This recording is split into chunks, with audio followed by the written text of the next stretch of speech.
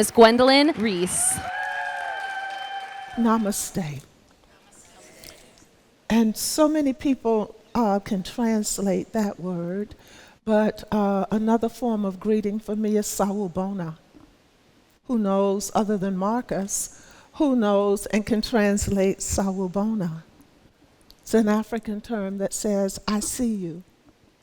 Not just looking at you on the outside, but my purpose is to see who you are, who you really are. That requires getting to know someone. That requires looking deeper. It sometimes requires not just seeing you, but seeing through you.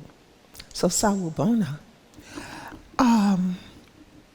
Wasn't that an incredible performance?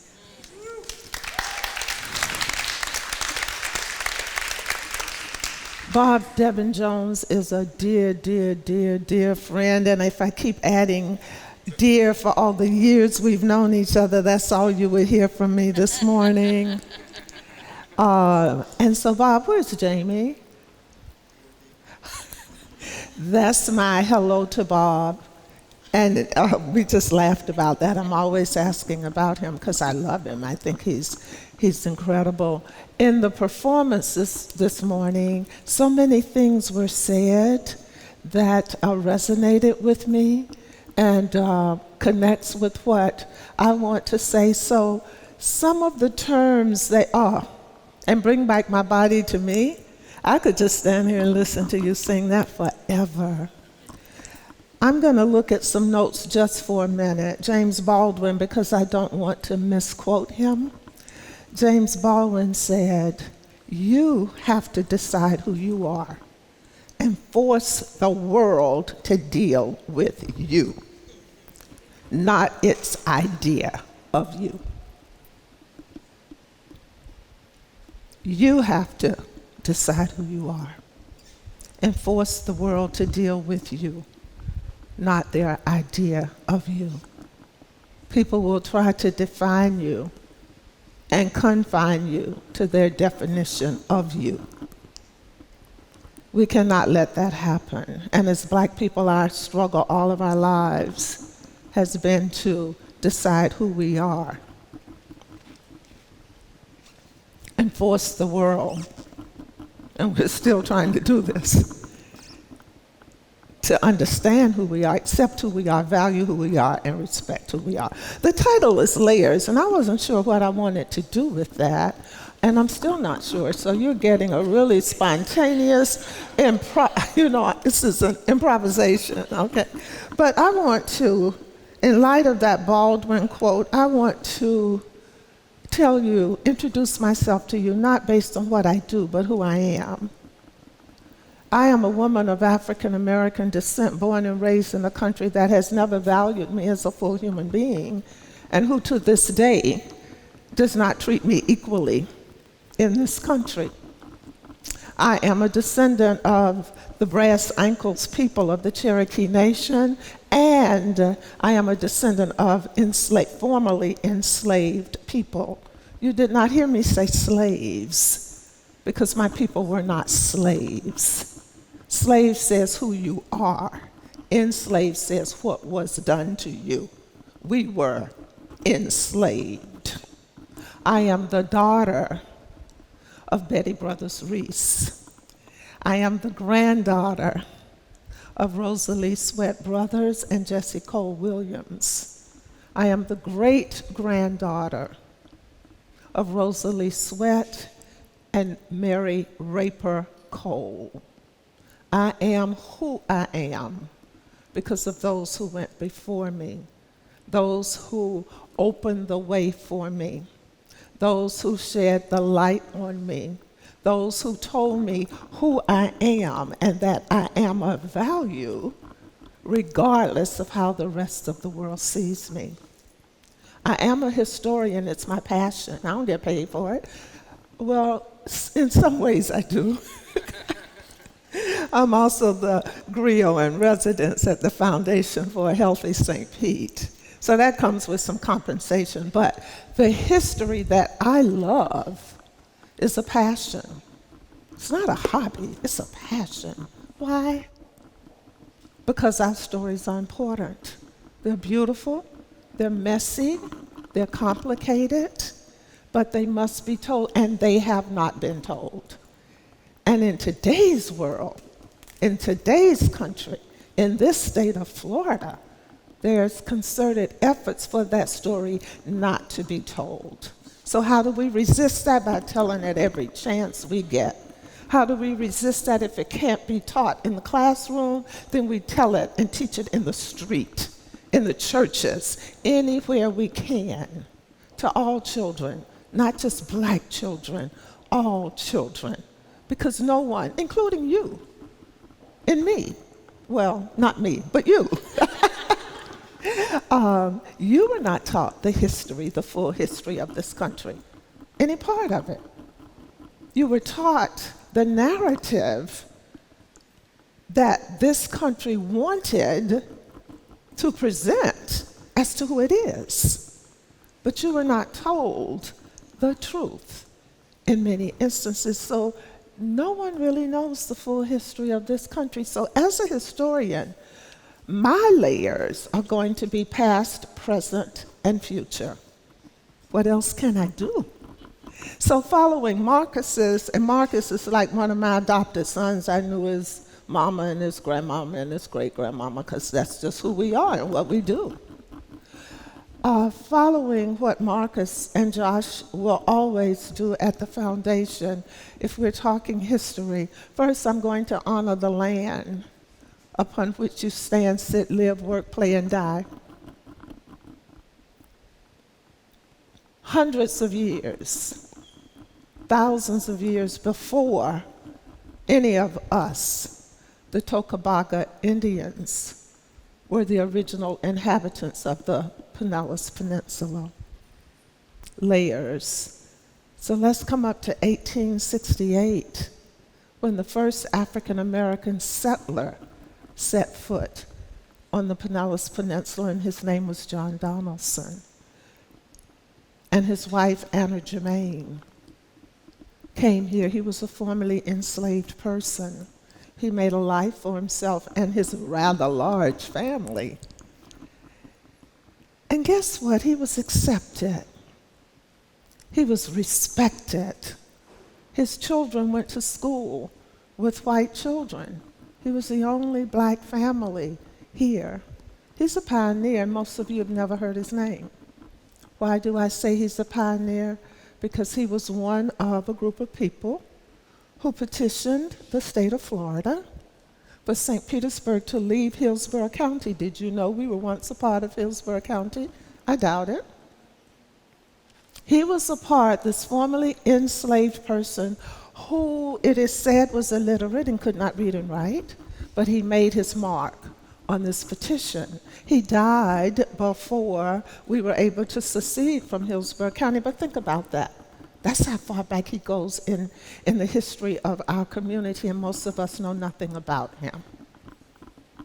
Let's move up a little bit more to about 1904, something like that, and Elder Jordan Sr., also a formerly enslaved person who purchased his freedom at the age of 15, came to St. Petersburg. From Slavery to Philanthropy is the name of the book his grandson wrote, and it was, I think, last week, I interviewed him at Tombolo Bookstore, and he did a book signing. From Slavery to Philanthropy. Elder Jordan Sr. was a philanthropist for the black community, purchased the first black beach, started the first black bus line, donated the land for Jordan Park Elementary, which was the second black school in St. Petersburg, donated the land for Jordan Park housing, built what is now the Manhattan Casino. But he also loaned the city of St. Petersburg money during the Great Depression. The banks had collapsed, a few banks that were here, and the city had debt. And he loaned the city of St. Petersburg money. No one knows the exact amount. No one knows if it was ever repaid, but his grandson is committed to finding out how much it was it repaid, and how much interest What is it worth in today's dollars? We laugh about that all the time. Those are pioneers. One helped us in seceding from Hillsborough County, and one bailed the city out of debt during the Depression. When you hear about the pioneers, you don't hear about them. You hear about Williams and Janus and others. Many places are named after these others. But I didn't know this. Mayor Kreisman said when we unveiled the life-size statue of Elder Jordan on the south side of the Manhattan Casino, then Mayor Kreisman said, this is the only statue in the city of St. Pete of a person of any color, race, or ethnicity. There are statues commemorating people, but not a statue of the person. These are pioneers in our community. These are stories that most of you don't know but should know, because this is the city you live in. And just like you should know the history of the country, you should know the history of the city that you live in. Layers. How do we get to today except through the layers that led up to today? I was born here 76 years ago. So I'm a product of Jim Crow segregation. Oh boy, yes I am. Sitting on the back of the bus. My mother would get back there, turn around, and I wasn't there, and she'd panic because I stopped and sat up front, and she had to come and get me because as a 5-year-old, I knew something wasn't right. I didn't know the word racism, but I knew something wasn't right. How did that start? I started reading at 4, and one day my mom and I were walking out of Crest. I think the sign is still down there on Central Avenue. And across the street was the Florida Theater, and the marquee read Snow White and the Seven Dwarfs. And I wanted to go see it.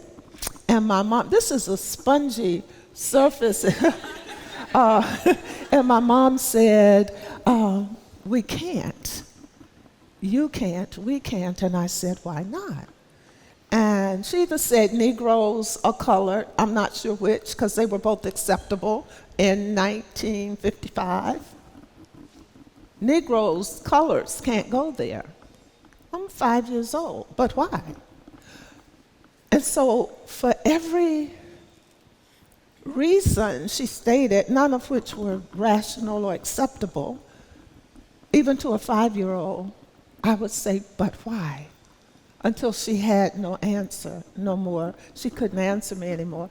And so she was frustrated, as many African American parents were frustrated in trying to tell their children why people treated us the way they treated us, why we couldn't go in certain places, why we couldn't sit on the green benches on Central Avenue, why we had a white water fountain and a colored water fountain when the water came from the same source, why there was a white and colored restroom, why in some of the downtown stores you could buy the clothes but you couldn't try them on.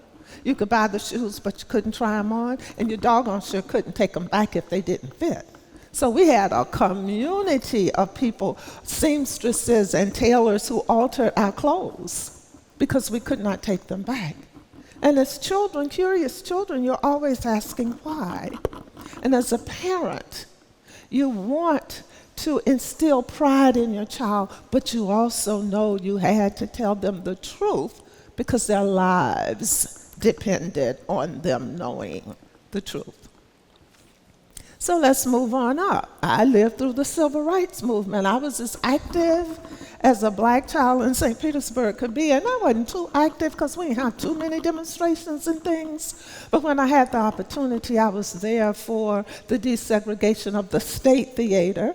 So we're standing, you know, and they just didn't want to have anything to do with it. They were like, okay, come on in. So we really didn't have to fight or anything, you know. I was a young adult on April 4th, 1968, my 19th birthday, when Martin Luther King was assassinated. And my birthday has never been the same since. I shared that with Maya Angelou, whose birthday was April 4th. And she has often said she has never celebrated her birthday since. I celebrate my birthday because I celebrate me, but it has never been the same since. And so in St. Petersburg, we had lynchings, 3. John Evans in 1914, Parker Watson, John Thomas, 3 that we know of. Probably many more. St. Pete didn't have the highest number in the state of Florida, but at one time Florida led the country in lynchings. Not Mississippi, not Alabama, not Texas, not whatever you think. Florida led the country in lynchings. In St. Petersburg, over 1,500 people showed up for that lynching with children. Yeah, with children. And Dr. Jordan, the grandson of Elder Jordan, said his father told him that he and his brothers, there were 5 boys and a girl, were atop a building, and they witnessed the lynching. That's not a story he said his father told often, but he told it to his son, and it is in his book. And the book's at Tampa bookstore, by the way. So yes, there was violence here. There was segregation here just like everywhere else. And there was part of Jim Crow segregation, of course, is redlining. And redlining told black people where they could work, live, play, and die, because our cemeteries were within those red-lined areas as well. And there's some documentaries and stories about underground railroads. Dr. Jackson has done one. She's at USF. It also told white people where they couldn't, because you couldn't live where we live, and we couldn't live where you live. We couldn't have businesses in downtown St. Petersburg. Well, one man did. We still don't know how, Mr. Al Williams. He was my neighbor. He had a shoe shine business. The only black person, because Jewish people couldn't have businesses downtown either, so we had a lot of Jewish businesses in the black community, which is true throughout this country. But Mr. Williams had a business not on Central Avenue, but right behind it. It's sort of like an alley, but not really. And it's still, some places along the way, there are openings that lead from Central to this other road behind. His shoe shine business was there. We still don't know how and why he was able to have a business in downtown St. Pete.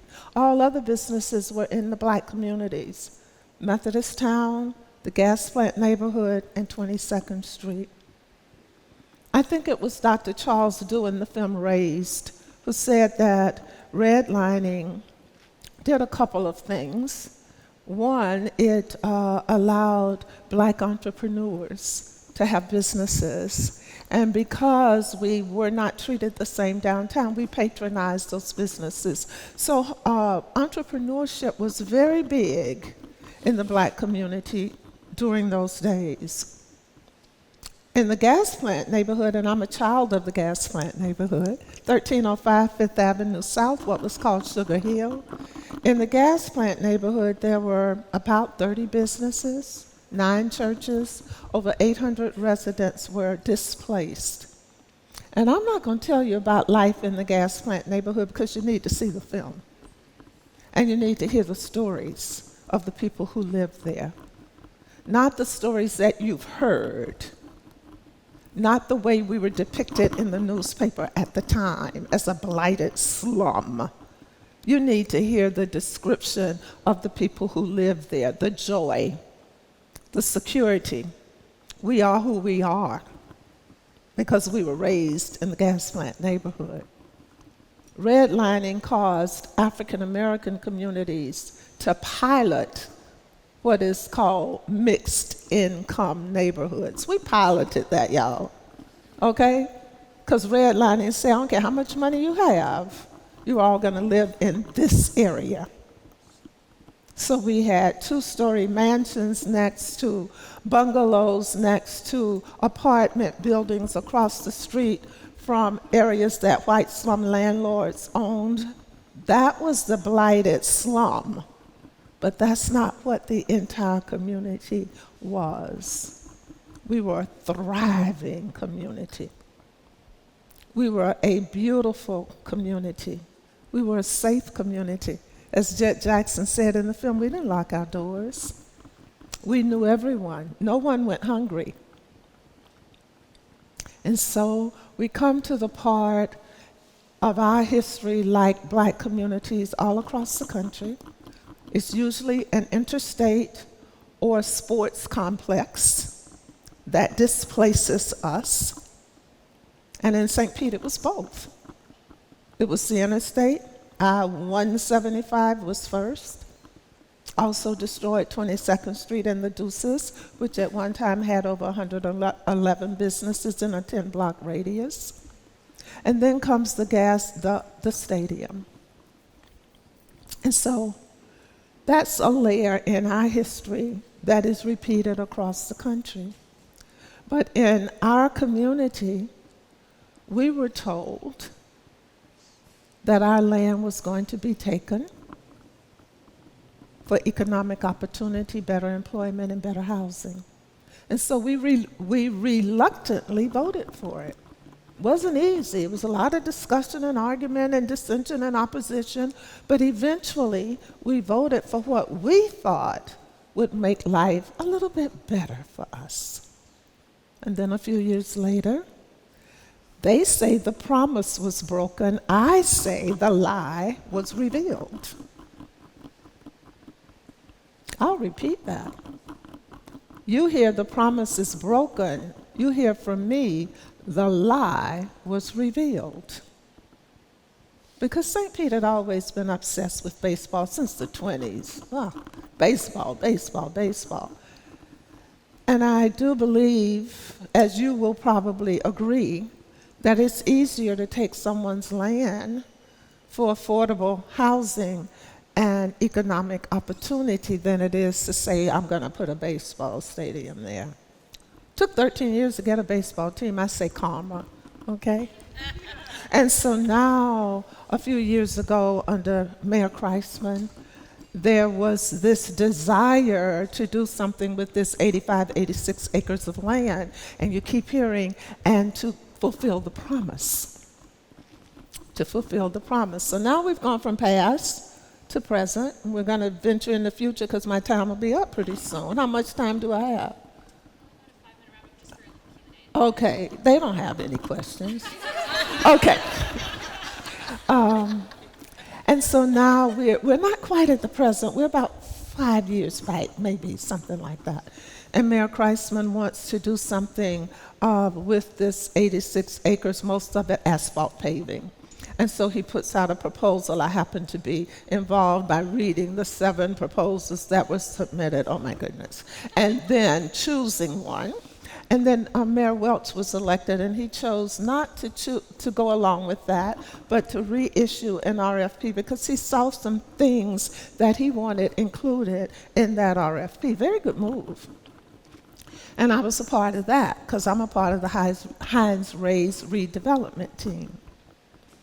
And so we go through these processes of trying to right the wrongs. And so now we're here. And St. Pete was hit by 2 hurricanes, yeah? We're all traumatized by that. Chris Steinoker and I had a conversation last night, and he said trauma usually doesn't hit until about 90 days after the event. So we're really just kind of getting into this trauma, and we're still there. And not always do we know that we're experiencing trauma, and it impacts us in many ways and each of us differently. So now here we are, homes destroyed. I didn't know that the Chamber of Commerce is still not back in their building from the hurricane. I didn't know that. So we're looking at businesses that closed, homes destroyed, and we're looking at Tropicana Field. I evacuated with my mother, and I saw it on television. I couldn't believe it. So we're all in this place of wondering what happened, how did this happen? What are we going to do? And so that has impacted the redevelopment, which I'm not here to discuss, but that brings us up to the present. And so when I look at the layers of history in my life, which I've shared with you, and in the history of this city, what do we see? Do we see history repeating itself? Do we want history to repeat itself? It will if you don't know it. That's why it's so important to know your history. It may repeat itself if you do know it, because you may not really care. But it definitely will repeat itself if you're not aware of it. So here we are, St. Pete. I live here too. It's my city too. When I look in this audience, I've probably been here longer than anybody in here. Except maybe Bob. No, I'm teasing. I was born and raised here. Bob came here and made this his home in a wonderful way, and we've all benefited from his presence. I've been here longer than anyone in this room, and can take some of you and combine you. I could probably bring 3 or 4 people up here in your combined ages. I'm still older than that. So what do we want for our city? We decide the next layer, because the next layer is the future. So what do we want for our city? Do we want our city to be a place where, I don't know what that quote was, the sun shines on everybody, or whatever that quote was? Do we want our community to be, I don't know which mayor said, a seamless city? I think that was Rick Baker. I think sunshine on everyone was Christman. What do we want our city to be? What will the next layer in the story of St. Petersburg be? Will it be one of fairness? Will it be one of opportunity for everyone? Will it be affordable? Well, it's not affordable now. So what are we going to do about that? Will it be affordable? What will it look like? Will it be a diverse community? What will it feel like when people walk in a store, regardless of their gender, their color, their sexual orientation? Will they be welcomed? Will they be treated with respect? What do we want our city to look like? How do we want our city to be? Do we want it to be welcoming for all, or just for a select few? Do we want equity? We can't even come up with it. Most people don't know what equity means. There's very seldom is there a shared definition and understanding of equity. It's a new term, you know. Equality's been around for a while. Equity is fairly new. But I challenge you to think today about what kind of city do you want St. Pete to be?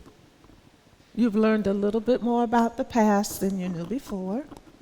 We've talked a little bit about the present, because you know a lot of that, whether it's slanted because of where you get your news from, or who you talk to, or if you get it all from Facebook or some other source of social media.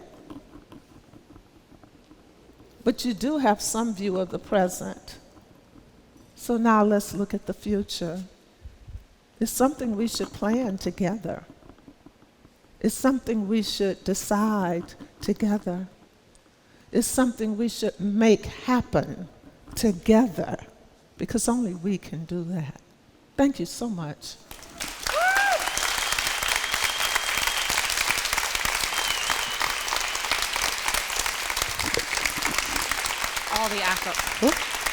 All the accolades go to you, Ms. Reese. Thank you so much. So we do have time for very brief questions. I do want to say Ms. Reese has a very specific lived experience, and she can only answer questions based on her lived experience and the things that she was here for today. So please, I just ask you keep your questions relevant to her experience that she shared today. She does not know the future of the downtown 86 acres that we all know about, so just kind of keep that off the table for today. So based on that, does anyone have any questions for Ms. And Reese? if you don't make it relevant, I won't answer it. She will pass respectfully. I will pass, yes. So, yes. Hi, my name is Lindsay. Thank you so much for your speech today. It was incredible and really moving. It wasn't a speech. Yeah, that was It a was poor a word to conversation. It was a talk. Let's make it informal. Let's just, okay? do. Yes, Oh, thank that you. was a Thank poor you. word choice. Thank I you. agree. I guess I'm raising 2 young girls here in St. Petersburg, and I guess my question is, with history at stake of possibly being erased or skewed in the school system, do you have any guidance or suggestions of things that young parents that are raising kids that we want to be aware of the history, of things that we can do to make sure that Yes. we are in the know and they're in the know as well? Your home is your child's first classroom. You are your children's most important teacher. What you want your children to know, you teach it to them. The information is there. I can name book after book after book that can tell you about the African American presence in St. Pete and in the country. We have an African American heritage trail. Take your children on that tour. You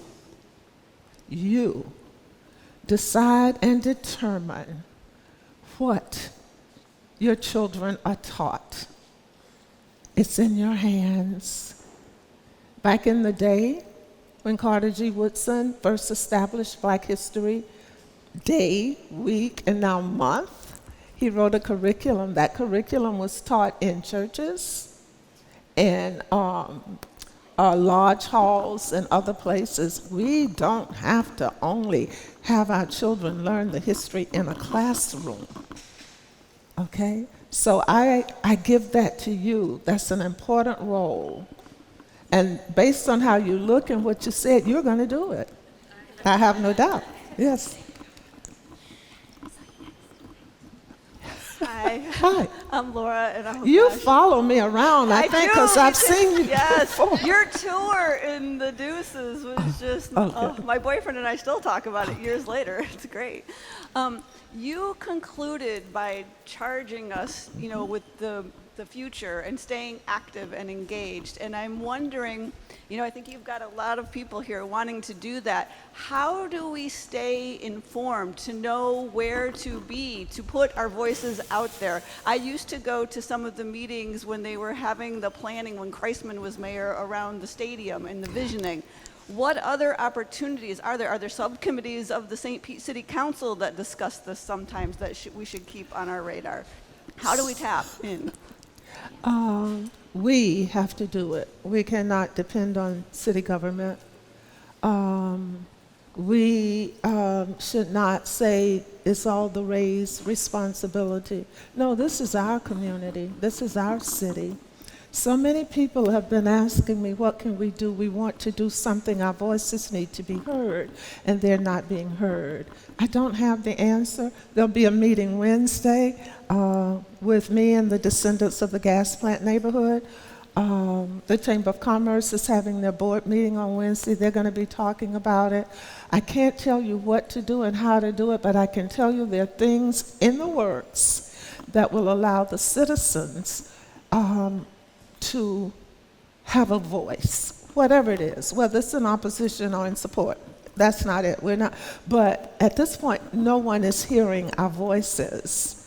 And government is working in silos without knowing what the people want. And it's our responsibility. If we don't speak up, we can't say anything about the outcome.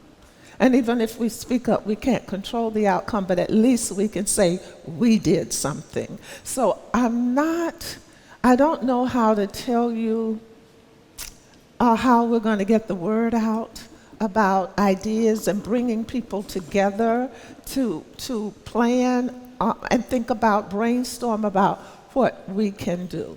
But I'm so glad you asked that, and I think there are many people who want to do something, but as usual, we don't know what. So the first thing I'm going to say is it starts with us as individuals. It doesn't have to be a group. So if you have an opinion, write a letter. Email city council, email the mayor, email the county commission, email. Emails are better than phone calls because then you have a record, and voice your opinion. Start there.